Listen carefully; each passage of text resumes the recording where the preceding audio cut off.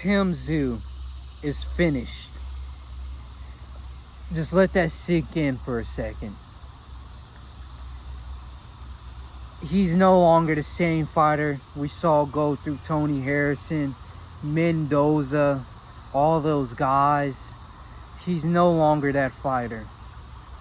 And there's a mass fan base trying to push forth the idea that he's going to wreck Fundora without this cut on his head and all these things. But I'm in the position of, he had that cut on his head.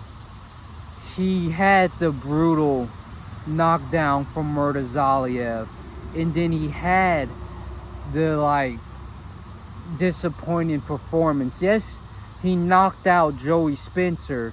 But if you were looking at that third fight, let me break it down for a second.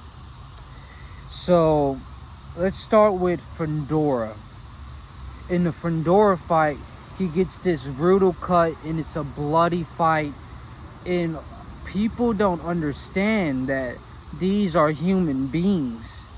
That is that cut was brutal. And it was constantly bleeding from his head. Alright? Imagine bleeding profusely from your head. And then we have his second fight, Murtazaliev, just annihilates him in the ring. And let's just take a moment for a second and understand that a knockout like that knockout that Murtazaliev gave to Tszyu, or catastrophic, okay, maybe those are too large words, but after a Fundora fight and then that happens, those are very physically deteriorating fights for a man to have. And then he goes into the Joey Spencer fight, which this is the fight we're going to analyze to see how he's going to do against Fundora, because you're as good as your last fight. So to see how he's looking towards Fundora,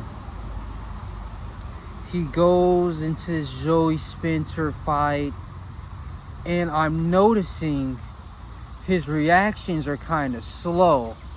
His punches are kind of sluggish. He's kind of just, I don't think he has the head movement.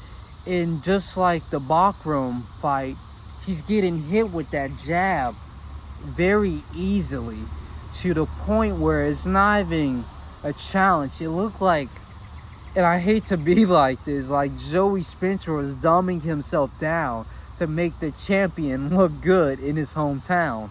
I'm sorry to put it that way, but it just looked like this was a tune-up fight to just get him back going for Fundora. Now let's take it to the Fundora side of things and analyze it from that point of view.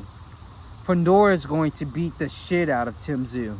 That is point blank, period. It is what it is. Fundora is going to dominate Tszyu. Let's I don't even think we really have to analyze fight footage. Let's just say the facts. After the Booker fight, which Booker's better than Bakram, okay, I can't say that. Booker's better than Joey Spencer. Alright, he's on that world prospect spear. And a lot of people are ducking Murtazaliev at 154 because he is a dangerous fight. So I can't say he's better. But Booker is better competition than that Joey Smith who came out fighting like, oh, I oughta. He's better than that, right? So we have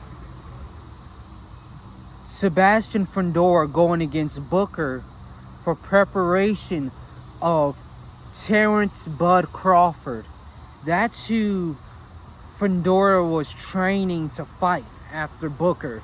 He was training for Terrence Bud Crawford. That fight fell through probably because Crawford didn't want to fight 6'6" Fundora, right? So that fight falls through. And then he's training for Errol the Truth Spence Jr. And just went through the camera, but Errol the Truth Spence Jr. He was training for Bud Crawford, and then he's training for Errol Spence. Like, he is going to be on a different level coming into this Tszyu fight, which he's going against a deteriorated Tszyu. Everything is in Fundora's favor. Not only that, I saw how he blocks his opponents nowadays.